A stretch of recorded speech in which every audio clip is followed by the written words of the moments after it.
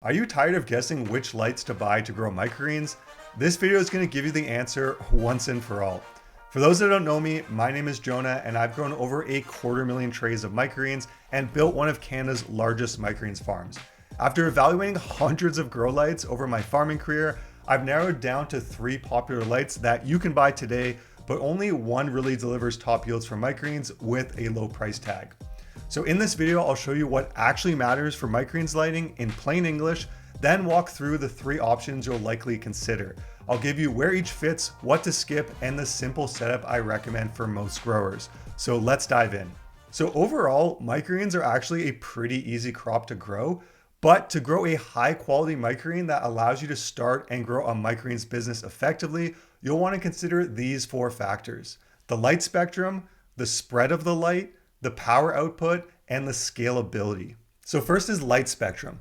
Plants can use all visible light, but you're going to get more bang for your buck from specific parts of the spectrum, especially blue around 460 nanometers and red around 660 nanometers. These are the wavelengths that are exceptionally efficient for plant growth. So green and yellow light aren't useless for plants. They penetrate the canopy and help with overall development. But for pure efficiency, blue and red pull more weight and give you higher yields. That's why LEDs are so powerful, because you can actually steer the spectrum instead of getting an even everything mix like many fluorescents. So dedicated LED grow lights can be beneficial if the spectrum is done right. If the spectrum is off or the fixture is weak, it's saying grow light on the box really doesn't guarantee anything. Next is the spread of the light. So you want the light to cover the entire tray, not just a hot spot in the middle. So dark edges, meaning there's less light on the edge, is going to lead to slow, leggy growth, which is going to mean lower yields and lower product quality. So multiple evenly spaced lights usually beat one big light higher up. You're going to get more even coverage. Next is power output. I see this so often, but underpowering your lights is literally a silent profit killer in your microgreens business.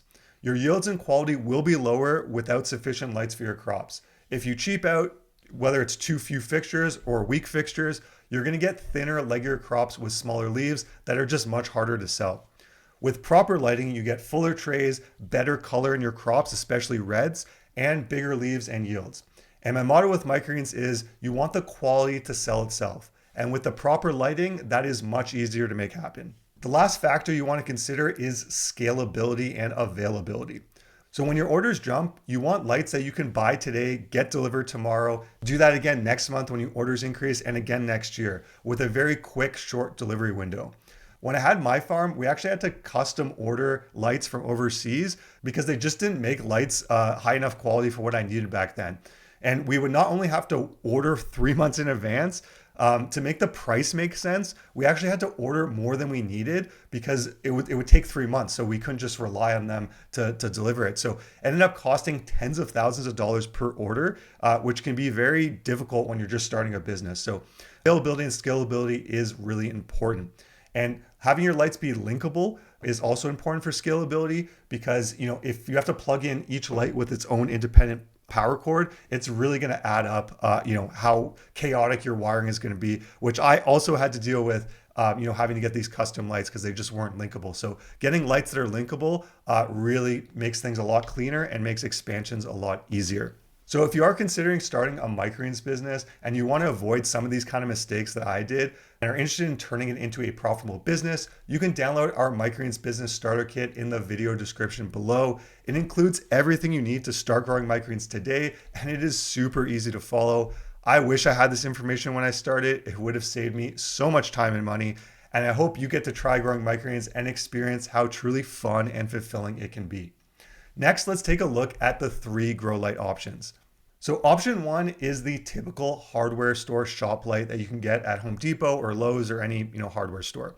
These are the cheapest up front, they're easy to grab today, and they will grow you microgreens. Some of the pros of these type of lights are they're super affordable, they install really fast, they're often linkable, not always, but they're good for proof of concept, or if you want to grow microgreens as a hobby and quality and nutrition isn't really the reason you're growing microgreens. Maybe it's simply to save money at grocery stores, then these type of lights will do the trick. Some of the cons of shop lights is their coverage really isn't great as there are no reflectors. These lights are really meant for, just lighting up our room. So a lot of the light is going to end up actually going sideways on your wall and in your room, not where the plants are growing, below the lights. So that's, you're going to waste some energy and light output that way.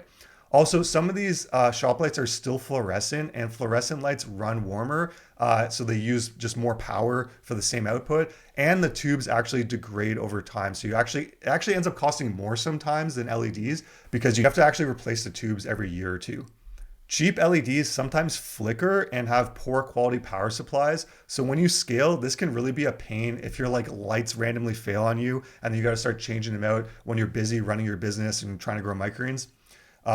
Also, spectrum is not going to really be ideal with shop lights. These are designed for human eyes, not for plants. So a lot more of the light will be in the yellow and green spectrums, which is less efficient for your plants. So who are these lights really for? Honestly, they're for people that are on a really tight budget and just want to do a quick test. I wouldn't recommend these if you're trying to grow microgreens as a business, and you can expect to want to upgrade soon to other types of lights once you see the quality of the microgreens and the uniformity. But they will work and you can grow microgreens with them. So it's definitely an option to consider. So the second option you may want to consider is the 4-foot Barrina 42 watt fixture lights. You'll see these come in two different spectrums.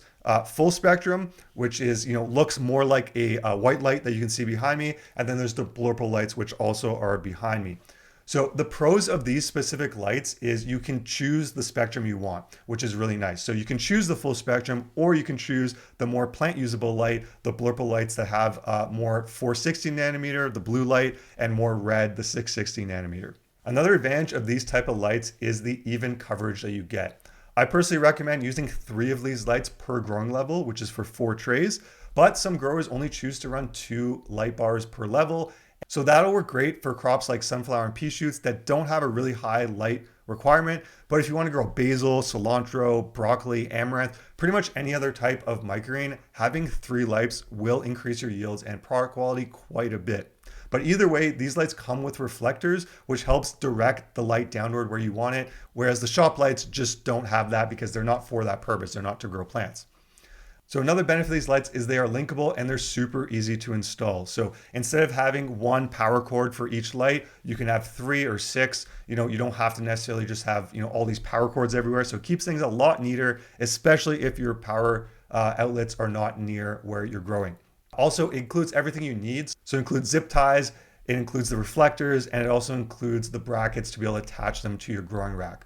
Being LEDs, these do run cooler, which is really nice. So you can keep them about 10 inches away from the canopy, which really gives you a good amount of light. Next, one of the best benefits of these lights is how scalable and available they are. So these are so easy to order because you can just get them on Amazon and then have them the next day. So if you get an order that comes in and the chef wants the product in a few weeks, you can literally just order the lights, get them delivered, get them set up. In like 2 days, you can start growing new crops with it. So that is a huge benefit and saves you a lot of costs. Like I said, I had to buy like tens of thousands of dollars of lights when I was growing microgreens because it just didn't exist this way. So what's really nice about this is that it just makes it a lot less expensive up front. You don't need to buy a ton of lights. You can just buy them when you need them. Another great benefit is you can choose the spectrum, whether you want the full spectrum lights, which give a more natural look for, if you're going to take any videos or pictures for Instagram or for your website. Whereas you could choose also the blurple lights, which is a little bit more efficient from a growing perspective.